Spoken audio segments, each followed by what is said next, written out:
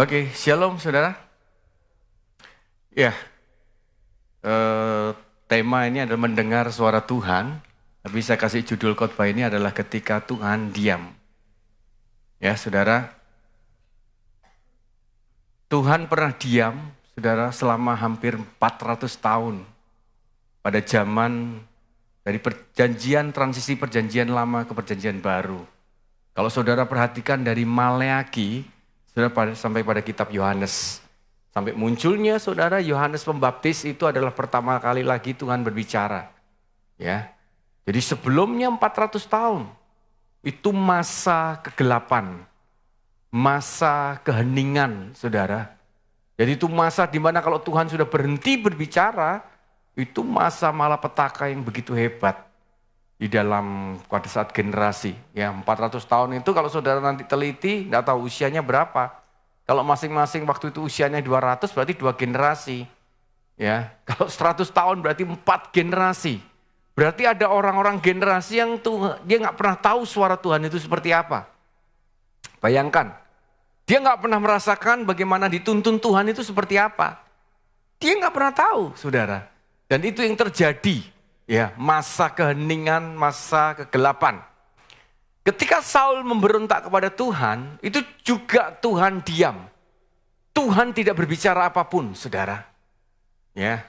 Kemudian ketika Ayub mengalami permasalahan yang begitu hebat, itu dikatakan Tuhan juga diam. Dia berdoa, saudara, meminta, bertanya dan semuanya. Tuhan tidak menjawab apapun. Dan itu buat mereka hal yang sangat mengerikan. Tetapi puji Tuhan, Ayub, saudara, di akhir kisahnya dia berkata, selama ini dia berkata bahwa dia mengenal dari perkataan orang, tapi sekarang dia tahu dia mengenal dengan sendirinya apa yang Tuhan kerjakan. Ya, tapi luar biasa masih diakhiri dengan sebuah pengenalan.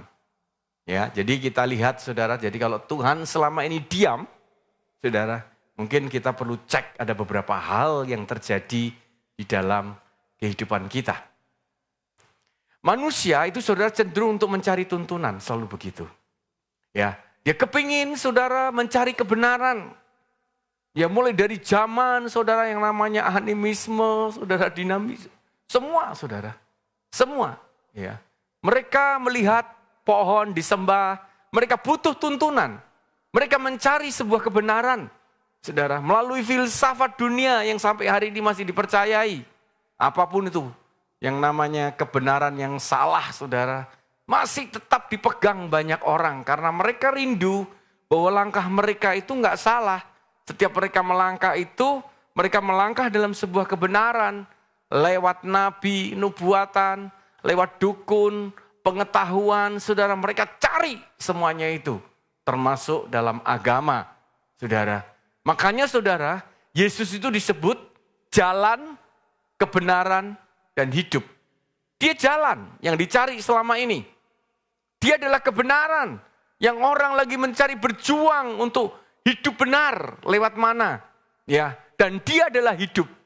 Jadi bukan hanya jalan kebenaran, tapi dia adalah jalan, kebenaran, dan hidup. Ya. Nah, dari situ saudara kita melihat manusia pada hakikatnya bingung mencari, saudara. Bagaimana supaya mereka bisa melangkah dengan benar? Bagaimana supaya mereka tidak tersesat? Mereka mencari tuntunan demi tuntunan, saudara, di dalam kehidupan mereka. Nah, Ibrani 12 ayat 14, nah, saudara perhatikan di sini. Berusahalah hidup damai dengan semua orang dan kejarlah kekudusan. Nah, saudara perhatikan. Sebab tanpa kekudusan, tidak seorang pun akan melihat Tuhan. Nah, perhatikan ya. Berusahalah hidup damai dengan semua orang. Itu yang pertama. Ya, berusaha hidup damai dengan semua orang. Yang kedua, kejar kekudusan. Dan yang ketiga adalah melihat Allah. Ini 3 poin. Ini penting, ini sangat berhubungan, saudara. Tetapi saya tidak akan membahas ketiganya ini, saudara. Ya, nah, nanti mungkin akan ada korelasi hubungan sedikit, saudara. Yang nomor 1. Ya, kejar kekudusan ini butuh mungkin satu sesi khotbah. Ya, tetapi yang ingin saya garis bawahi adalah melihat Allah. Apa maksudnya melihat Allah? Sebab tanpa kekudusan tidak seorang pun akan melihat Tuhan. Apa maksudnya tidak bisa melihat Tuhan? Nah mungkin beberapa banyak kita berpikir bahwa saya pun melayani Tuhan sampai hari ini belum bisa melihat Tuhan. Betul? Ada yang pernah melihat Tuhan? Ya kan? Orang berkata saya belum pernah melihat Tuhan. Loh, saya pribadi juga belum pernah melihat Tuhan. Ya. Lalu apa saudara hubungannya? Berarti kan sama saja.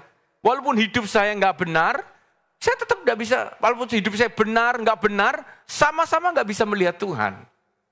Nah kalau kita saudara secara terleks melihat bahwa ayat ini seperti ini, berarti nggak ada bedanya dong. Saya udah sekian lama ikut Tuhan nggak pernah melihat Yesus juga kok. Nah kita akan melihat saudara, apa maksudnya tidak bisa melihat Tuhan ini? Saudara, tanpa kekudusan kita tidak bisa melihat Allah. Apa maksudnya tidak bisa melihat Allah? Itu menjadi sebuah pertanyaan. Dan ternyata saudara, kalau kita melihat dari bahasa aslinya, ya, maka diterjemahkan bahwa tidak bisa melihat Allah itu memiliki arti kehilangan relasi dengan Tuhan. Kehilangan hubungan dengan Tuhan. Terpisah dengan Tuhan, saudara. Jadi ketika kita tidak hidup dalam kekudusan, saudara, yang terjadi adalah kita kehilangan relasi. Kita kehilangan hubungan. Kalau saudara hanya mengatakan melihat hanya, oh aku gak bisa melihat Tuhan. Sama aja semuanya. Tapi di sini saya mau tunjukkan saudara. Bahwa mungkin yang dikatakan di Alkitab ketika engkau makan buah ini kamu akan mati. Nah bahasa yang dipakai. Buktinya Adam dan Hawa gak mati kok. Apa yang mati? Nah itu saudara. Ingat bahwa manusia kita itu adalah manusia roh. Kita diciptakan segambar, itu yang segambar adalah roh. Ya, karena Allah adalah roh. Jadi kalau kita diciptakan segambar, berarti Allah adalah roh, berarti kita manusia roh yang diberi jiwa dan tinggal di dalam tubuh. Nah ini kita, hakikatnya kita di situ. Nah berarti kalau yang mati apanya? Yang mati rohnya. Nah tubuh kita ini saudara terdiri, manusia ini terdiri dari tubuh, jiwa, dan roh. Ya, jiwa saudara itu terdiri dari pikiran, perasaan, dan kehendak. Dan roh kita terdiri dari 3 hal juga. Yang namanya pewahyuan, persekutuan, dan hati nurani. Nah ini saudara, ketika ini mati, waktu manusia itu saudara, dia ambil buah pengertian baik dan jahat. Saat itu saudara, hati nurani udah gak dipakai. Persekutuan sudah mulai terputus. Ya, pewahyuan sudah tidak ada lagi. Nah ini yang disebut orang sering kenapa sudah kehilangan relasi itu terpisah, itu mengerikan. Ya. Jadi jangan main-main saudara dengan dosa. Nah saudara lihat ini. Apa yang terjadi tanpa kekudusan kehilangan relasi ini? Ketika seseorang kehilangan relasi hubungan dengan Tuhan. Yang pertama sudah dikatakan tidak bisa mengalami keintiman dengan Tuhan. Jadi dia sudah bisa punya hubungan lagi dengan Tuhan. Gak bisa merasakan sebuah keintiman yang indah. Saudara dengan Tuhan itu seperti apa? Dia udah gak bisa rasakan lagi kehadiran Tuhan itu seperti apa, saudara. Karena bagian persekutuan tadi mati. Ya, dia ngerasa kering di dalam kehidupannya. Ya. Setiap tahun, saudara, saya masih terus. Jadi bulan-bulan November itu adalah bulan-bulan perjumpaan saya dengan Tuhan. Ya, bulan November, saya selalu, saudara, seperti kayak dejavu, saya ngalami sesuatu. Saya bisa merasakan bahwa apa yang sedang terjadi di bulan-bulan itu ketika saya mulai mengalami perjumpaan dengan Tuhan. Perasaan, bagaimana kita melihat situasi dalam kondisi musim hujan, ketika hujan, saya bisa merasakan sekali dan itu membekas sekali, saudara. Baik di pikiran, baik itu di perasaan semua, di hati semua itu membekas sekali, saudara. Itu sampai titik seperti itu merasakan. Ya, bagaimana kalau itu hilang dan kita nggak rasa apa-apa. Lalu kita tidak bisa mendengar suaranya. Itu lebih mengerikan lagi, saudara. Ya, kita sudah tidak rasa lagi, saudara. Dia bisa merasakan bimbingan dan damainya. Kita nggak rasa dibimbing lagi sama Tuhan. Kita akan terus, saudara, mengerjakan dengan kekuatan kita, saudara. Kita tidak bisa melihat pekerjaannya dinyatakan dalam hidup kita. Maka kita akan berusaha dengan susah payah. Seperti waktu Adam dan Hawa jatuh dalam dosa. Dia diusir, dibuang, dikeluar dari Taman Eden. Dia mengerjakan semuanya dengan peluh. Nah, itu yang terjadi, saudara. Karena kita nggak rasa pimpinan Tuhan. Padahal kita itu diupamakan seperti seekor anak domba di tengah serigala. Domba. Domba adalah binatang yang tidak punya alat untuk mempertahankan diri. Domba itu tidak bisa terpisah, saudara. Baik itu dengan kawanan, kehilangan hubungan. Domba itu nggak bisa, tidak hidup, saudara. Makanya disebut dia makhluk komunal. Yang selalu bersama-sama. Jadi jangan harap saudara akan hidup tanpa komunitas. Dengar baik-baik. Ya, kalau saudara ingin bertumbuh, saudara harus berkumpul dalam komunitas. Karena kita ini makhluk komunal, dikatakan seperti domba. Jadi bukan sebuah kebetulan ketika saudara kita dikatakan seperti seekor anak domba di tengah serigala. Yesus itu saudara begitu ngomong itu punya arti dan itu bisa dibuktikan secara ilmiah semuanya. Kita diumpamakan Raja Wali, itu bisa dibuktikan secara ilmiah kenapa seperti itu. Raja Wali itu keras kepala. Saudara. Keras kepala, domba itu saudara nggak punya kekuatan untuk mempertahankan diri, tidak bisa terpisah dengan kawanannya dia, komunitasnya dia. Tetapi saudara, kekuatan domba itu cuma satu-satunya yang paling luar biasa. Yaitu telinganya dia bisa membedakan siapa suara gembalanya. Jadi saudara bayangkan, jika satu-satunya kekuatan itu tiba-tiba diambil dari kehidupan kita. Kita tiba-tiba telinga kita tuli. Tidak ada satupun yang kita bisa banggakan. Tidak ada satupun yang bisa membuat alasan kita untuk tetap berdiri. Dengar baik-baik. Enggak ada alasan yang kita akan berkata, kita akan kokoh dan tidak tergoyahkan. Tidak, kita akan menjadi manusia yang rapuh, jatuh bangun, saudara. Dan kita akan hancur satu hari kelak. Akan jadi bulan-bulanan iblis. Jadi mangsa yang empuk oleh iblis. Kita akan dipermainkan oleh iblis. Dan itulah yang terjadi gambaran ketika seseorang kehilangan relasi dengan Tuhan. Jadi jangan dianggap remeh, saudara. Kenapa ada orang merasa kering? Kenapa ada orang merasa capek, lelah? Oke, saudara. Lelah itu ada fisik. Tapi yang mengerikan adalah secara spirit, lelah. Fisik pasti lelah, saudara. Siapa bilang? Selama kita tinggal di dunia ini ya. Selama kita aktivitas kita cukup padat ya kita bisa capek dong. Siapa yang ngomong gak bisa capek? Ya. Saya beberapa kali ditanya, gak capek lah dikatakan kamu. Muter-muter terus gitu kan. Saya ngomong siapa yang gak ada capek? Saya katakan, pastilah. Kalau saya ngomong gak capek ya tiba-tiba drop. Nah itu berarti itu capek artinya. Itu bahasa yang berbeda. Tapi kalau sudah menyangkut rohani kita yang lelah, saudara, itu bahaya banget. Karena kita saudara tubuh bisa capek. Tetapi secara roh kita bisa tetap on fire. Nah itu berbeda. Ya, ini saudara mematikan roh kita tanpa sadar. Begitu kita terpisah. Artinya saudara pewahyuanmu sudah gak ada. Engkau gak terima pewahyuan, engkau baca Alkitab.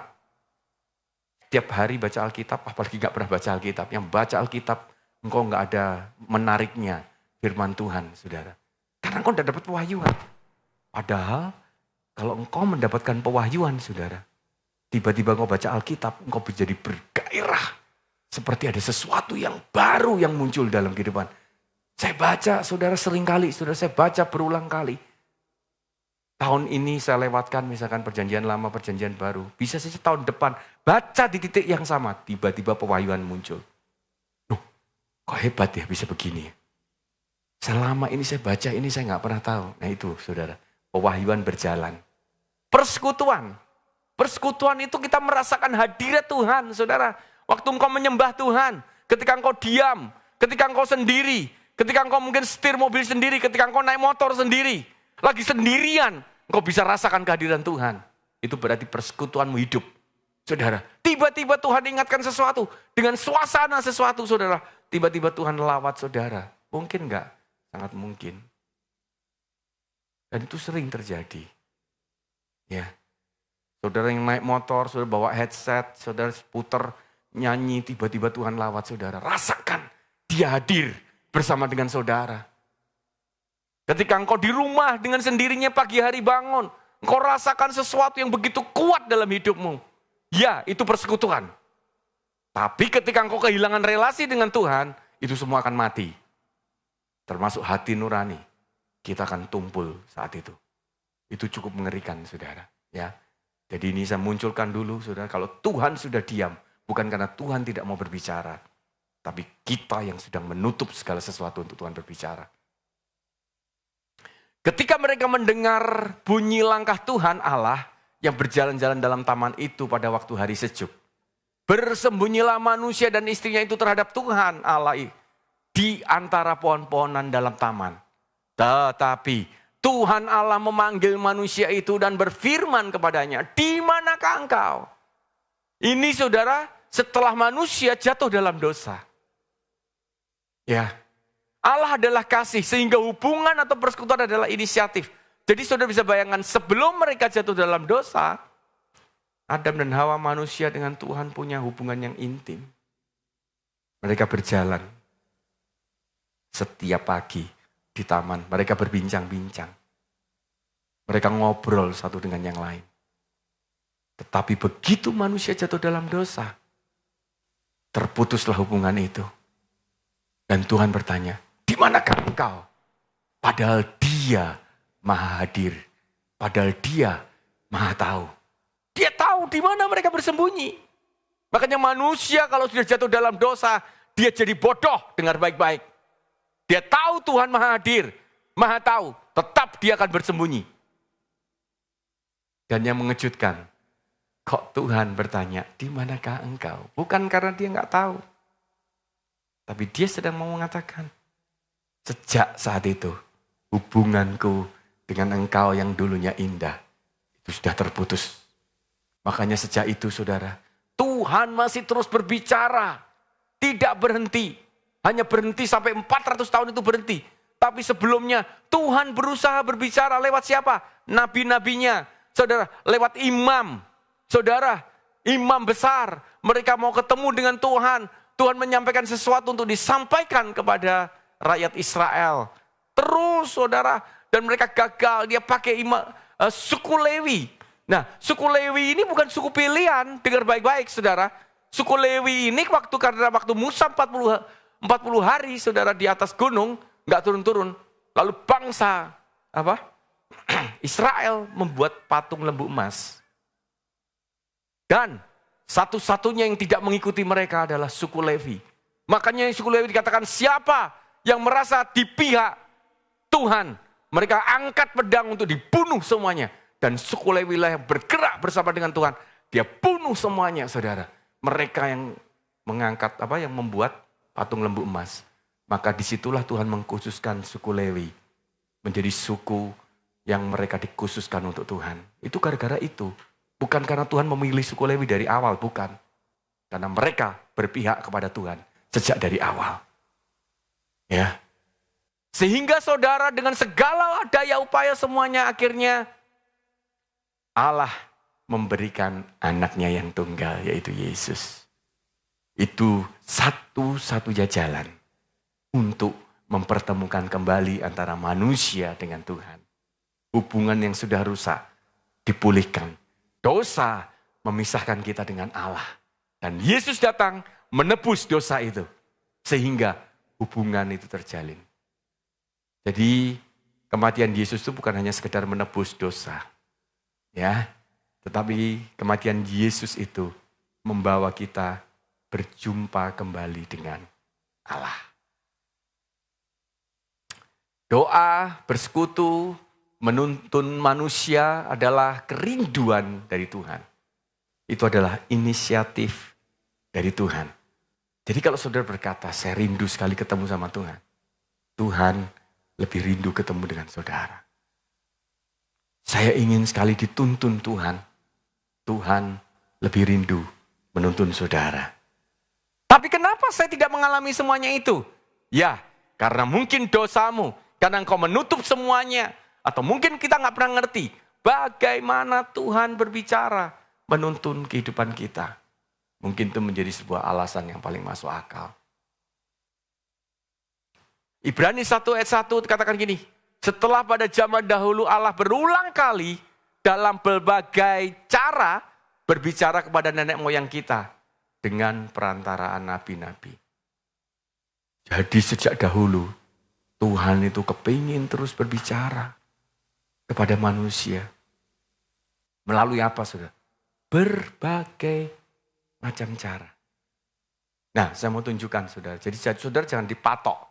Tuhan itu ternyata bisa memakai apapun untuk dia menyatakan pribadinya. Tuhan bisa memakai apapun untuk dia berbicara kepada seseorang. Bahkan saudara, Tuhan pun bisa memakai binatang loh berbicara. Bisa memakai keledai. Bahkan Petrus pun saudara, dia bertobat gara-gara ayam berkokok. Jadi Tuhan bicara lewat ayam loh. Kalau ayam itu tidak berkokok, mungkin Petrus akan bisa menyangkal 5-10 kali mungkin. Tapi gara-gara ayam berkokok, selesai. Karena Yesus berkata gini, sebelum ayam berkokok engkau sudah menyangkal aku 3 kali. Jadi waktu ayam berkokok itu peringatan Tuhan langsung.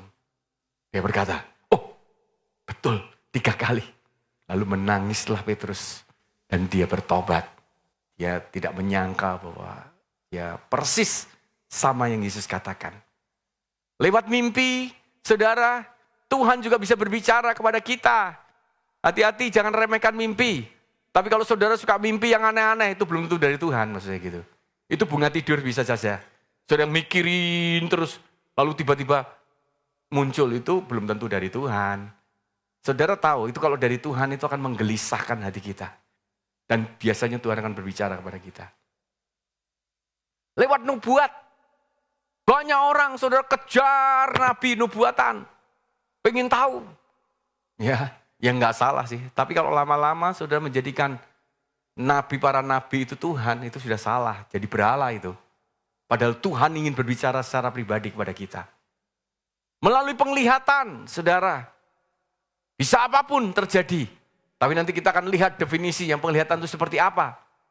Atau bahkan beberapa orang bisa mendengar langsung dari Tuhan seperti suara, audio. Bisa, saudara. Tuhan berbicara lewat itu. Lalu saudara, lewat hati nurani kita. Benar, salah. Ya, tidak. Seperti polisi. Tuhan juga bisa berbicara lewat hati nurani kita. Lewat orang sekeliling kita. Loh, saudara jangan lemehkan. Orang yang sombong tidak akan pernah mendengar orang sekelilingnya. Dan dia sering mengabaikan Tuhan berbicara lewat orang-orang sekeliling kalau orang sombong. Dia merasa paling hebat, paling benar. Sehingga kalau ada orang ngomong, saudara, dia abaikan itu.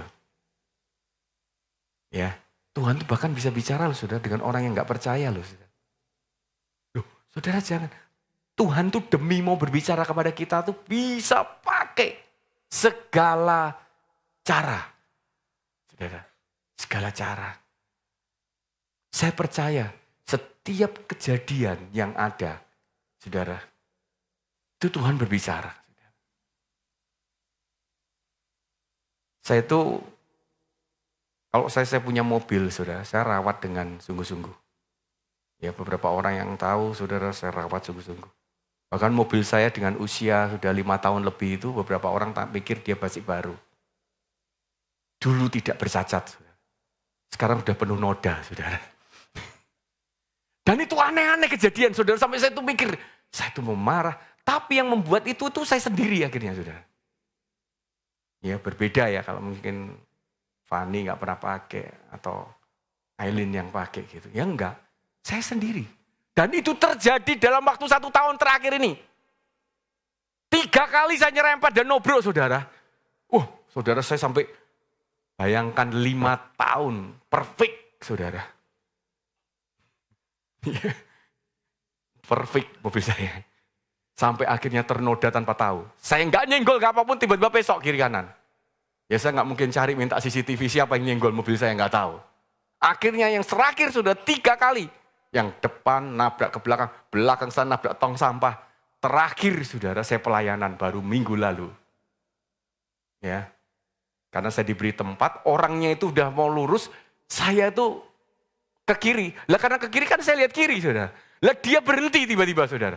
Lah dia juga sadar, Pak saya sadar Pak. Aduh Pak, nobrok benar. Tapi saya nggak tahu karena musik saya keras. Orangnya datang saudara minta maaf ke saya. Pak saya minta maaf Pak, ini kena. Duh, kenapa saya lihat, wah gawat saya katakan. Wah ini saya berdoa semoga saya tetap bisa khotbah. Tapi saya berhasil, saya bisa khotbah. Ya, dan saya bisa lewati semuanya. Sudah pikir Tuhan tidak berbicara? Kalau Tuhan nggak lakukan seperti itu mungkin saya jadi berhala mobil saya. Yo, tapi perasaan nggak enak saudara, kayak cacat gitu. Tapi karena udah cacatnya banyak, jadi tenang. Ya, jadi karena udah muka belakang, ya udah agak tenang sedikit terhibur. Ya udah berarti tidak usah dipertahankan, nanti aja dipikirkan lagi. Ya, Tuhan berbicara, saudara pikir, kok bisa ya? Tuhan bicara, saudara. Ya, suara hati, impresi, firman Tuhan, keadaan sekeliling, semuanya saya percaya. Tuhan sedang berbicara kepada saya. Bahwa itu semua tidak penting. Gitu kan? Bayangkan kalau tidak begitu, saudara. Tapi pergumulan besar itu, saudara. Kalau setiap lihat gitu, ini kenapa ini? Gitu kan? Ya, Wahyu 3:18. Maka aku menasihatkan engkau supaya engkau membeli daripadaku emas yang telah dimurnikan dalam api. Ini bicara kemurnian, saudara. Agar engkau menjadi kaya, bukan kaya secara finansial, tetapi kaya hatimu kalau engkau dimurnikan. Dan juga pakaian putih, supaya engkau memakainya agar jangan kelihatan ketelanjanganmu. Kita dikuduskan. Ya, yang memalukan dan lagi, nah ini penting. Minyak untuk melumas matamu supaya engkau dapat melihat. Apa artinya? Penglihatan rohani bukan hanya seperti yang kita bayangkan, seperti melihat suatu film. Tetapi juga supaya kita lihat sekeliling kita. Tuhan juga bisa berbicara di sana. Dengan apa yang ada. Nah, saudara bisa bayangkan. Tuhan berbicara dengan sekeliling apa yang sedang terjadi dalam kehidupan kita. Kadang mata kita tertutup. Karena mata kita hanya melihat diri kita terus. Kita nggak pernah melihat sekeliling kita. Tuhan sedang berbicara. Pandega Jaya itu muncul karena Tuhan buka mata saya untuk melihat. Setelah saya melihat, saya pulang, saya gelisah. Tuhan berbicara. Nah, hati-hati ya. Jadi saudara, kalau telinga mata kita pakai dengan benar, maka Tuhan akan berbicara dari sana, saudara. Nah, Ibrani 8:10 dikatakan ini. Maka inilah perjanjian yang kuadakan dengan kaum Israel sesudah waktu itu. Demikianlah firman Tuhan. Nah, ya sudah. Setelah dia berbicara, sudah dikatakan, aku akan menaruh hukumku dalam akal budi mereka. Dan menuliskan dalam hati mereka. Maka aku akan menjadi Allah mereka. Dan mereka akan menjadi umatku. Jadi Tuhan saudara sudah tidak ditemui untuk memahami hukum. Bukan ditulis. Tapi Tuhan yang menulis dalam akal dan pikiran dan hati manusia. Artinya orang akan tahu bahwa Tuhan bisa berbicara anytime, kapanpun. Ya. Dan itu sebabnya saudara validasi, saudara menjadi sebuah penuntun kita, saudara untuk menjaga adalah dua ini. Supaya saudara nggak bingung. Itu yang mana? Bagaimana cara kita ngerti itu suara Tuhan atau tidak? Ini yang sering kali bertanya. Bagaimana cara membedakan suara Tuhan dan suara hati? Nggak usah bingung sekarang. Karena Alkitab juga berkata dalam kitab Roma, bahwa suara hatiku, Rasul Paulus kata, turut bersaksi di dalam Roh Kudus. Artinya, suara hati pun Tuhan bisa berbicara. Jadi bagaimana supaya kita tahu itu benar dan salah? Lihat dua poin ini. Firman Tuhan dan hati nurani yang murni. Itu aja saudara semua tahu. Jadi kalau itu gak sesuai dengan firman Tuhan, itu berarti bukan dari Tuhan. Paling gampang begitu. Jangan percaya kalau ada hamba Tuhan berkata Tuhan berbicara di luar firman. Itu pasti penyesatan itu. Karena dia kepingin ngomong apapun supaya orang dengar. Tidak mungkin Tuhan akan selalu berbicara, saudara. Ya, dengan hati nurani yang murni. Nah, makanya ini saudara, Tuhan tidak pernah berbicara keluar dari firman-Nya. Apapun yang terjadi. Dan tetap menjaga hati nurani tetap murni. Menyelesaikan. dan membereskan dosa dan semua permasalahan. Make it clear, buat semuanya clear. Ya, belajar saudara untuk menjaga hati nurani kita tetap murni. Dan terus baca firman Tuhan. Ya harus paham, ada satu buku itu judulnya Dialog dengan Tuhan. Tidak tahu sekarang masih ada apa enggak. Itu bagus sekali dia. Tapi di buku itu di awal ditulis begini. Syarat membaca buku ini harus sudah menghabiskan membaca Alkitab khususnya Perjanjian Baru. Jadi itu penting sekali saudara. Untuk membaca firman. Buat saudara yang gak pernah baca Alkitab. Bertobat ya.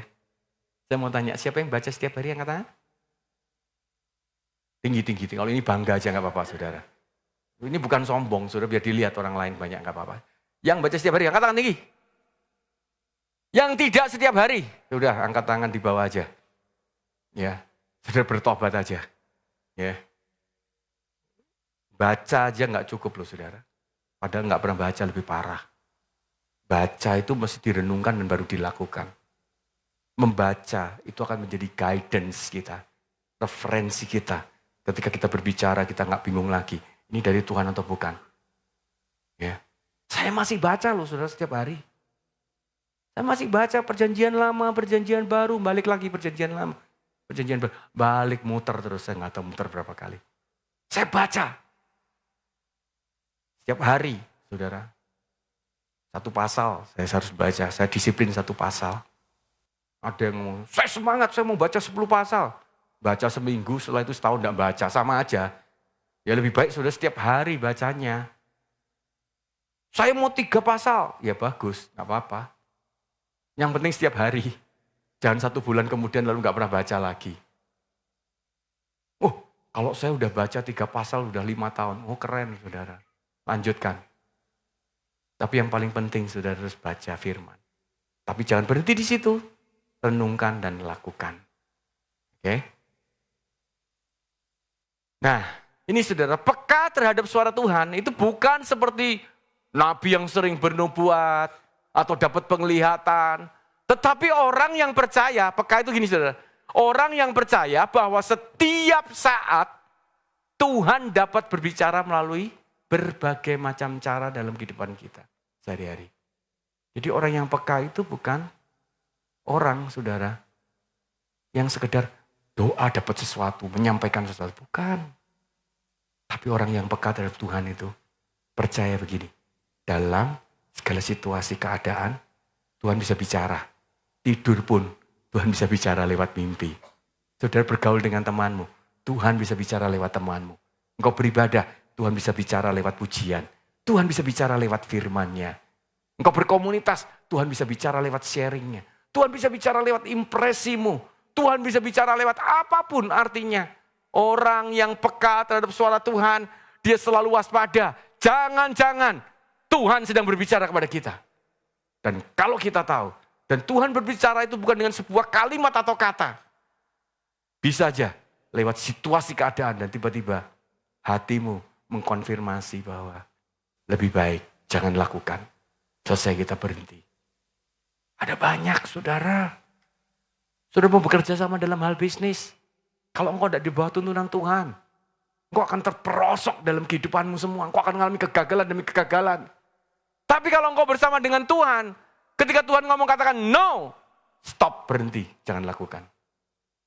Nah banyak orang saudara lebih mengikuti dagingnya dia. Diikuti semuanya dan akhirnya semua berantakan. Kita butuh tuntunan Tuhan setiap hari. Kita butuh hidup bersama dengan Yesus. Setiap hari, setiap saat, saudara. Kita bersama-sama dengan Dia. Mendengar teguran, mendengar tuntunan, mendengar arahan. Setiap hari, supaya hidup kita berjalan dengan benar. Amin. Mari kita masuk dalam perjamuan kudus.